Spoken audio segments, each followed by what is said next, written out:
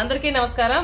ఇప్పుడు మన వీడియో అయితే ఇక్కడ ఉన్నారు కదా అన్నోళ్ళు అయితే నాగభూషణ్ అన్న, తిరుపాలన్న, వారి నాగభూషణ్ అన్న కొడుకు, అన్న పేరు మర్చిపోయిన మల్లికార్జున అన్న, వీళ్ళంతా కలిసి మన గెవనార్పల్లి అనమాట.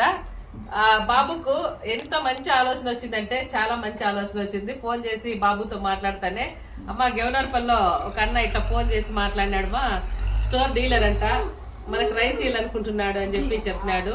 స్టోర్ డీలర్ అయినందుకు ఎంత మంచి ఆలోచన వచ్చింది అంటే, ఎందుకంటే ప్రజాసేవ చేయాలన్నట్లు 10 రూపాయలు వచ్చే దాంట్లోనే ఆదిగానే నలుగురికి సాయం చేస్తే మంచిది అనుకున్నాడు ఈ అబ్బాయి స్టోర్ డీలర్. ఏమి అనుకున్నాడు, ఏంటి కథ చెప్తాడు. చెప్తున్నా. అందరికీ నమస్కారం.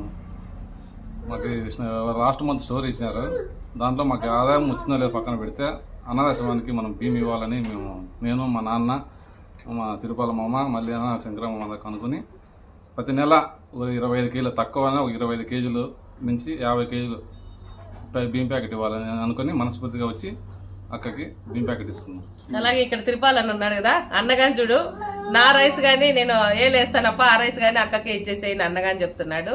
ఎందుకంటే స్టోర్ డీలర్లకు గాని ఇంత మంచి ఆలోచన రావడము చాలా కరెక్ట్ అనుకున్నా నేను.